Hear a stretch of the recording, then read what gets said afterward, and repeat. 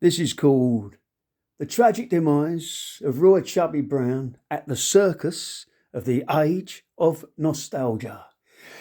From rows of tiered benches, red, white and blue, an audience, British and proud, through and through, roared even over the amplified blare of Royal Britannia, as the compere, grinning like a cream-sated Cheshire cat, appeared complete with half a daily hat, finely woven Savile Row tailored suit and handmade Union Jack shoes to boot. "Roll up, everyone, let the show begin," said the dandy man, maintaining his grin. "There's so much to do, we've no time to lose. By the way, do you like my Brexit shoes? Are there any immigrants here today? If you're a Muslim, you're welcome to stay and watch the show, as long as you're aware this is a British and Christian affair. And if that's offensive, sorry but tough. The game rules have changed and we've had enough of being told what we can and can't say. Go away now if you don't want to play."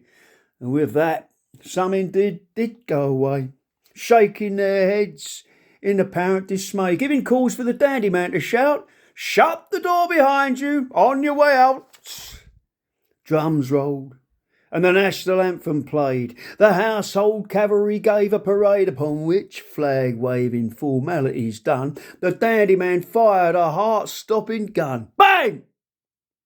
And from the tunnel came running out a dancing, skipping, gambling about, smartly clad lad with a dicky bow tie, and the dandy man announced with a cry, "Look! Golly is here for the girls and boys. He was once one of my favourite toys. That dark fuzzy hair and smiley black face has nothing to do with colour or race." The crowd in approval shouted, "Hooray!" The compere declared, "Let the children play the way we all used to, innocently, with no interference from woke PC." Into the middle of the ring there came a dozen more gollies, all dressed the same, wheeling wheelbarrows with toy gollies filled and seemingly more bewildered than thrilled.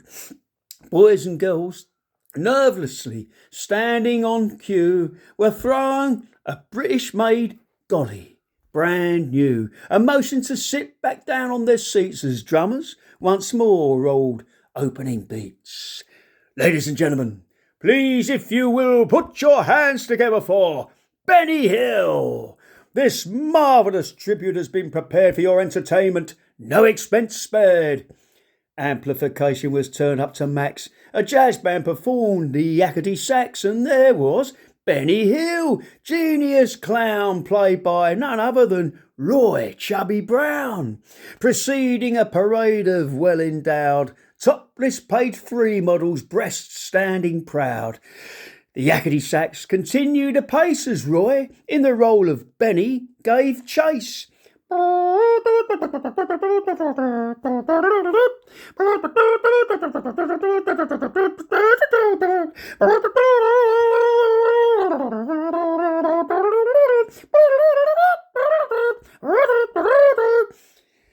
Boisterous cheers and wolf whistles rang out. The pretty young girls ran round and about, but Roy, however speedily he ran, never quite caught them.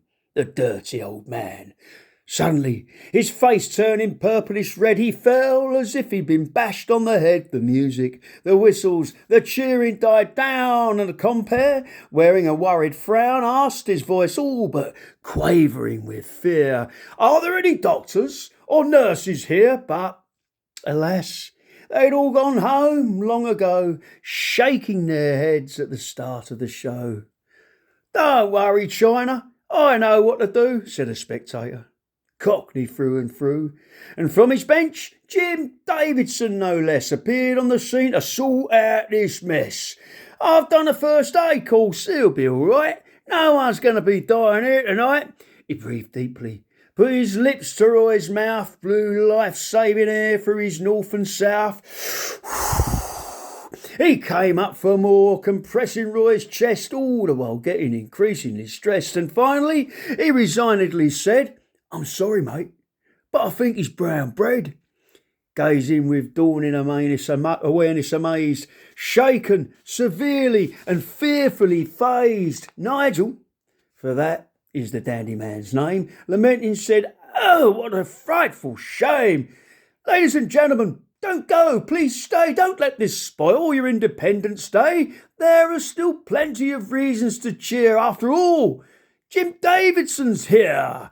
We've got Rivers of Blood, the musical by Screwdriver, and in the interval, Lawrence Fox and Katie Hopkins will each read an excerpt from Sir Enoch's great speech.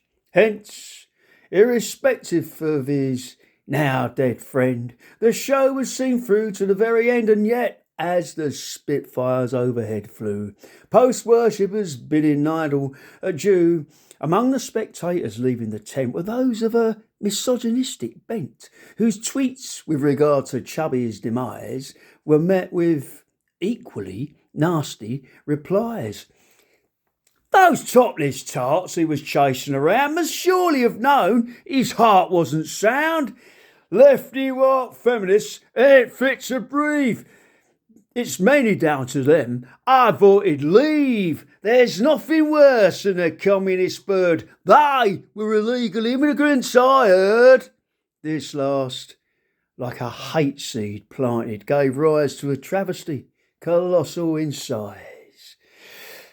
1 year later, a crowd in Hyde Park for over a week have waited to hear the dandy man speak, and at last he's here. Our Nigel is back, standing in front of a Union Jack that, despite gigantic proportions, still doesn't overshadow the people's will personified in the devil-may-care august demeanour of the grave compere, ever patriotic, British and proud, addressing the multitudinous crowd. Ladies and gentlemen, the accolade's mine to unveil this work of priceless design, crafted from platinum, poured in the mould with weatherproof alloys and solid gold.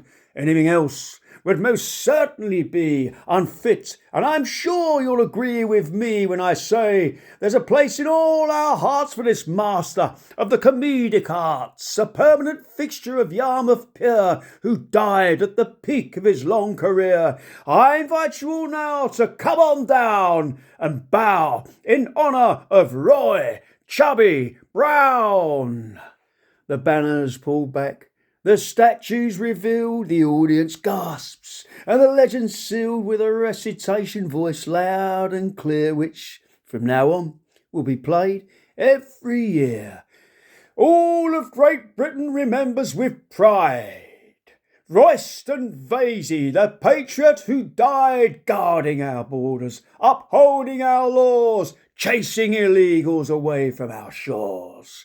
And some, with sadness and dawning despair, would beg to differ, but alas don't dare. Instead, they line up with bowing in mind, lest they be imprisoned or at least fined. Ladies and gentlemen, all I can say is it's been a joy to be here today. I'm so glad you all came. Thank you so much. Enjoy the show, people. I'll be in touch.